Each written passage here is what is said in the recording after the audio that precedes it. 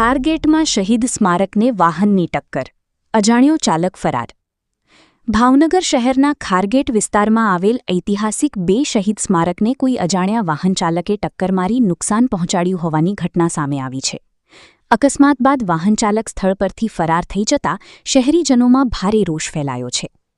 પ્રાપ્ત માહિતી અનુસાર દેશના લોખંડી પુરુષ સરદાર વલ્લભભાઈ પટેલ ભાવનગર મુલાકાતે આવ્યા હતા ત્યારે તેમના પર હુમલો કરવામાં આવ્યો હતો.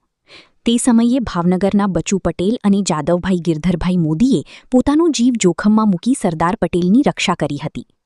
હુમલામાં ગંભીર રીતે ઇજાગ્રસ્ત બનેલા બંને સાહસિકોના બાદમાં મૃત્યુ થયા હતા. આ બંને શહીદોની યાદમાં ખારગેટ વિસ્તારમાં શહીદ સ્મારક બનાવવામાં આવ્યું હતું, જે શહેર માટે ગૌરવ અને શહાદતનું પ્રતીક માનવામાં આવે છે. જો કે આજે કોઈ અજાણ્યા વાહન ચાલકે સ્મારક સાથે વાહન અથડાવી નુકસાન પહોંચાડ્યું હતું. ઘટનાના પગલે સ્મારકનો ભાગ તૂટી ગયો હતો. તૂટેલી હાલતમાં શહીદ સ્મારક જોતા સ્થાનિક લોકો અને શહેરીજનોમાં ભારે આક્રોશ ફેલાયો છે. લોકોએ તાત્કાલિક સ્મારકનું સમારકામ કરવામાં આવે તેમજ જવાબદાર વાહન ચાલકને શોધી તેની સામે કડક કાયદાકીય કાર્યવાહી કરવામાં આવે તેવી માંગ ઉઠાવી છે.